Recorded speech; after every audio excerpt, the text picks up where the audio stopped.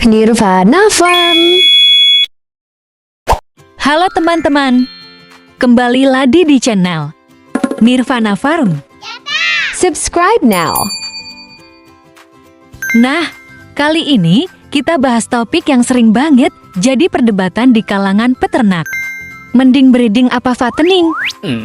Kalau breeding, atau gampangnya, mending ternak buat bibitan atau buat digemukkan? Tujuannya itu buat ngembangin populasi ternak.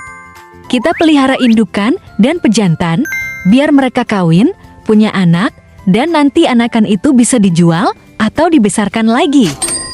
Kelebihannya, aset terus nambah, nggak habis dijual. Setiap musim kawin, bisa dapat anakan baru. Kalau genetiknya bagus, harga anakan bisa tinggi banget. Tapi ya kekurangannya juga ada. Balik modalnya lama, kadang 1-2 tahun baru terasa hasilnya.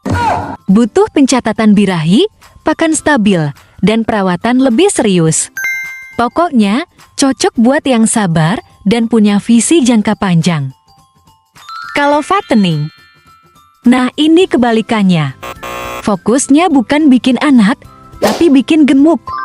Kita beli bakalan, kasih pakan bagus 3-6 bulan, bobot naik, jual, dan langsung panen fuan.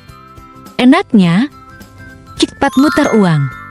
Modalnya bisa kecil, apalagi kalau pakan bisa kita olah sendiri. Dan nggak perlu mikir kawin-kawinan. Oh wow. Tapi ya, kalau harga pakan naik atau harga jual domba turun, margin bisa tipis banget.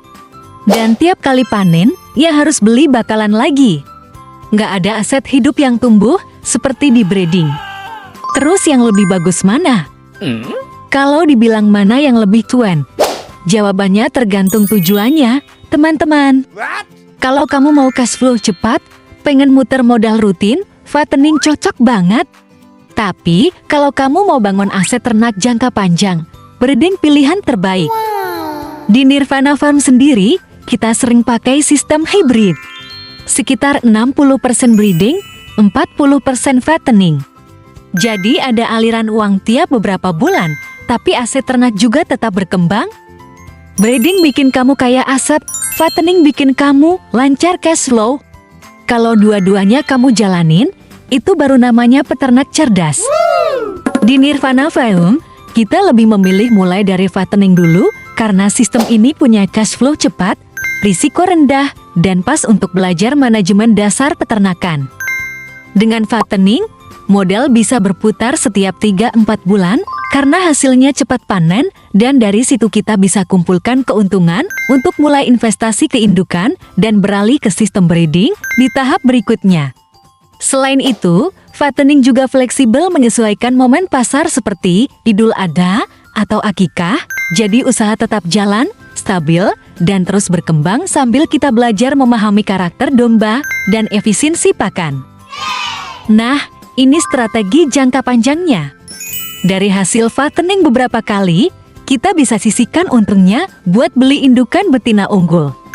Jadi nanti pelan-pelan beralih ke sistem breeding fattening kombinasi.